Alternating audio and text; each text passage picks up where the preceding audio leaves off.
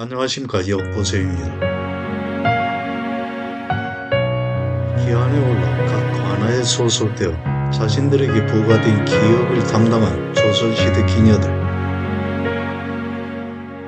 그들 중에는 서울의 장학원에 소속되어 고단한 과정을 거쳐 춤과 노래 등을 익혀 궁중 행사에 참여하기도 한 병기가 있었고, 지방과 국경지대 변방의 가명, 병영, 수영 등에서 바느질과 빨래 등의 잡다한 일을 거들기도 했던 영기가 있었으며, 그 외에 각 지방 고을 관아에 소속된 관기가 있었습니다.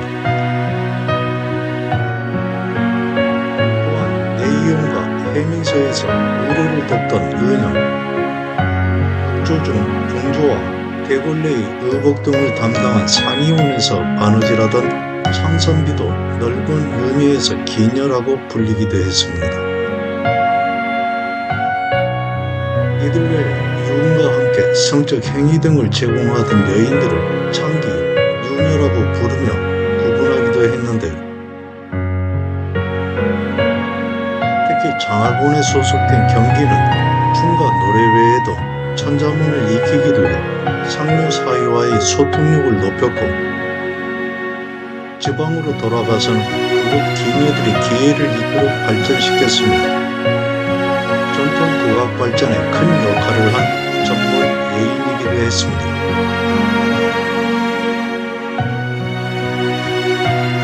언제나 신분에 따른 불안정한 생활을 살아간 기녀 중에는 그가 안정된 생활을 위해 권세가에 첩입되기도 했는데, 또 극단의 상황을 만나 불행한 삶을 마감하기도 했습니다.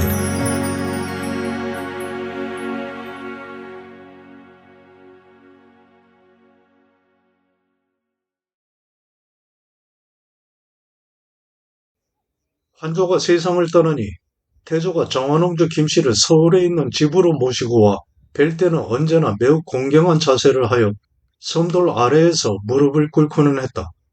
공민왕이 태조의 효도함을 알고 또 정화농주 김씨의 아들 이화를 총애하여 자주 대궐로 모시게 하여 연회를 베풀어 음식과 교방의 음악을 내려주어 환대하였다. 태조 또한 공민왕의 환대를 영예롭게 여겨 전도를 많이 주었고, 이복동생 이화, 이복형이 이영기와 항상 같이 하며 우애를 돈독하게 했으며, 그 어머니 정화농주의 천언을 불살랐다. 태조실록 서두에 기록된 내용입니다.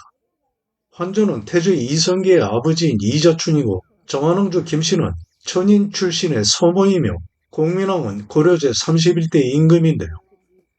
환조가 세상을 떠난 후 김씨를 고려의 서울인 개경에 자신 집으로 모시고 와 모시기를 각별하게 했다는 것입니다. 교방은 고려 때부터 있던 기녀 양성기관으로 조선시대에는 관습도감을 거쳐 장학원에 속하게 됩니다. 흥미로운 것은 태조가 잔치의 흥을 돋우어준 기녀와 악공들에게 격려하는 차원의 사례금인 전도를 많이 주었다는 기록인데요. 다른 기록 하나 더 살펴보겠습니다. 1407년 태종 7년, 태종이 종친을 불러 모아 술자리를 베풀고 활쏘기를 구경하는 자리입니다. 태종은 이미 거나하게 취기가 오른 상태였는데요. 우대현, 고난이 연회에 참석한 기녀와 악공들이 쌀을 내려주기를 청하는 쪽지를 소매 안에 넣었다가 태종의 이복동생 이화에게 건네 그것을 태종에게 전하게 합니다. 이화가 그 내용을 대충 말하니 태종은 알았다는 듯이 고개를 끄덕였는데, 그의 우대한 고난은 임금의 명이 담긴 증명패를 만들어 기녀 9명에게는 각각 쌀 2석씩, 악공 11명에게는 각각 1석씩 주도록 합니다. 일종의 하사품인데요. 그의 사원부에서 즉각 고난을 탄핵하니 태종이 말합니다. 왕이 독단으로 처리한 것이 아니라 내가 명한 것이다.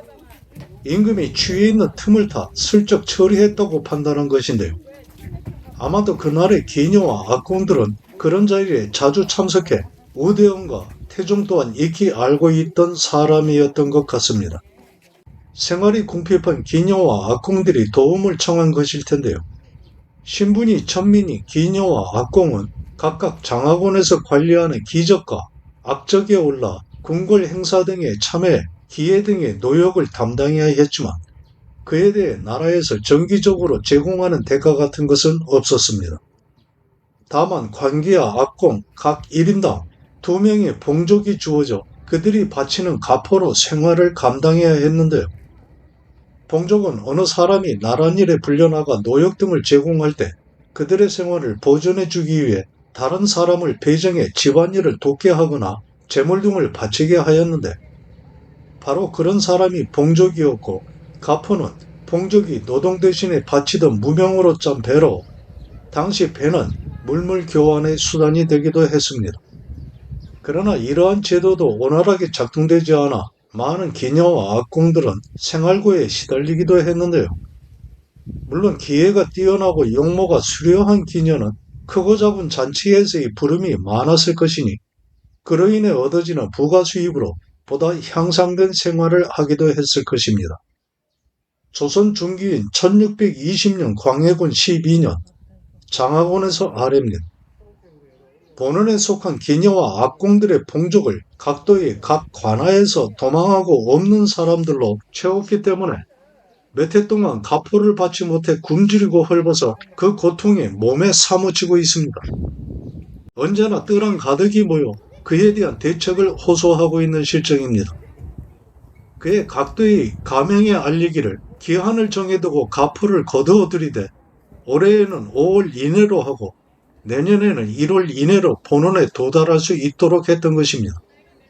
그러나 다른 돈은 지금 독촉하며 거두어 들이고 있는데 충청감사는 공문서마저 수령하지 않은 채 말하기를 기녀와 악공들의 봉족이 바치는 물건을 감사더러 거두어 올려보내게 했는데 감사의 체면이 손상되면 말할 것도 없이 가포 등을 바치지 못해 도망한 노비나 늙은 노비 등을 추적해 가명이 받아 올려보낼 형편이 전혀 안 되니 가명은 다만 단속하지 못한 책임만 질 뿐이다 하고 있습니다. 한번 죄가 된 일을 이렇게 따르지 않고 있으니 충청감사의 잘못을 추궁하소서. 나라에 큰 잔치나 행사가 있을 때 각도에서 뽑아올린 기녀들을 선상기라고 했는데요.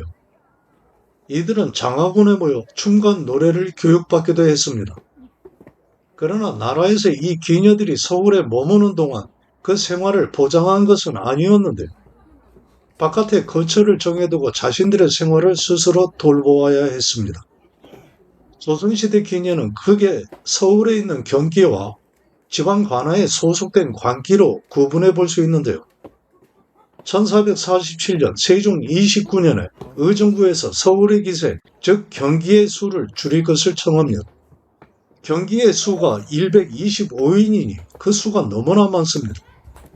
사신을 접대하고 내전에서 잔치할 때 필요한 여학이 40인이니 예비로 한부를 더하더라도 80인이면 충분하며 춤추는 어린 기생 6인에 14인을 더 보충하여 모두 100인을 정원으로 하고 나머지는 모두 없애서 기생을 둘러싸고 일어나는 폐단이 많으니 그 수를 줄이자는 것인데 세종은 그에 따릅니다. 궁중의 여인들이 참석하는 내전에서의 잔치에는 여아, 즉 여기만 참여하는데요. 이랬던 서울의 기녀수가 연산군을 지나 중종에 이르러서는 다시 증가하게 되니 1510년 중종 5년에 예조에서 아릅니다. 경기의 정원이 158명이니 이제 80명을 줄이는 것이 마땅합니다. 가동과 무동은 합해 80명으로 하고 11세에서 15세까지의 공천과 양인 중에서 뽑을 것이며 평안도의 평양에는 가동과 무동을 합해 20명을 두고 영병과 정주에는 가동과 무동 합해 15명을 두며 성주와 함종에는 가동과 무동 합해 10명을 두도록 하소서. 가동은 노래를, 무동은 춤을 추는 어린 남자아이들인데요. 이들을 여학에 대비하여 남학이라고 부르기도 했습니다. 이들의 교육을 담당하는 관아는 이름을 바꾸어가며 장하군에 이르게 되는데요. 초기에 관습도감에서 악학도감으로 다시 장학서에서 장학원으로 계층하게 됩니다. 이 장학원이 현재의 국립국악원으로 이어지게 된 것입니다. 조선시대 기녀와 악공 등은 엄격한 훈련하에 그 재능을 발달시킨 그 시대의 전문 예인이었습니다. 신분에 따르는 사회의 천대로 정당한 대우를 받지도 못했지만 우리나라 국악 발전과 그 전승에 핵심적 역할을 한 예인이었다는 것은 부정할 수 없는 엄연한 사실입니다. 당시 신분제도를 악용한 일부의 몰지각한 소행으로 조선시대 기녀의 부정적인 면만이 두드러지게 드러나 조선시대 기녀의 실체적인 모습이 가려지는 것은 안타까운 현상이라고 할 수 있습니다. 조선시대에서뿐만 아니라 어느 나라 어느 시대를 막론하고 현재의 민주주의 사회가 공고화되기 전에는 공통된 현상이기도 했는데 그처럼 조선시대 기녀도 시대의 희생자였을 뿐이었습니다. 1443년 세종 25년 의정부에서 아래입니다. 모든 장인의 재주는 날마다 다듬고 달마다 더욱 다지지 않으면 심오하고 미묘한 경지에 이를 수 없게 되는 것입니다. 하지만 관섭도감의 기녀들은 모두가 빈곤하여 삶을 꾸리기에도 한가할 틈이 없는데 지독한 추위와 더위 속에서도 그리고 폭우가 쏟아져도 언제나 재주만 익히게 하면 그들의 삶은 매우 어려워지게 될 것입니다. 그러하니 한 해를 네 부분으로 나누어 2월부터 4월까지와 8월에서 10월까지만 재주를 익히게 하여 능히 따라오는 자들은 다른 기술을 더 익히게 하고 그렇지 못한 자는 오직 한 가지 기회만 전념하여 익히게 해야 할 것입니다. 또 모두에게 가곡을 가르치고 당비파 또한 익히게 하면서 각자에게 스승을 배정해 온전하게 인도하도록 하여 제자로 하여금 때때로 발전하는 정도를 살피게 해 그 정도가 더딘 자는 벌을 주고 심한 자는 본역으로 내쫓아야 할 것입니다. 만약 가르침이 성실하지 않으면 그 스승을 벌에 징계로 삼아야 할 것입니다. 재주와 영모가 없는 자는 내보내 억지로라도 고향으로 돌려보내고 부족한 인원은 3년마다 각 도에서 선발해 보충하게 할 것이며 만약 재주 있는 자를 감추어 놓고 보내지 않을 때는 관섭도감에서 지목해 보내도록 해야 할 것입니다. 악공으로서 나이가 들어 능숙하게 하지 못하는 자를 헐차비라고 하는데 관습도감에서도 이 헐차비를 만들어 나이 20에 이르러서도 능력이 부족한 자들은 모두 헐차비에 속하게 하고 또한 나이가 적은 자 중에는 악공이 되기 싫어서 일부러 재주를 익히지 않고 20세가 되기를 기다리는 자도 있으니 앞으로는 40세가 된 자라야 헐차비에 속하는 것을 허락해야 할 것입니다. 또 공노비 중에는 악공이 되어 본역을 피하고자 하는 자들도 많이 있으니 이제는 모두 본역으로 쫓아내도록 하고 양인을 남편으로 두어 낳은 자 중에서 나이가 적고 재주 있는 자를 골라 그들의 뜻에 따라 보충하게 해야 할 것입니다. 세종은 그대로 따랐는데요. 이렇듯 기회를 익혀 기녀와 악공이 되는 것은 무척이나 힘든 일이었습니다.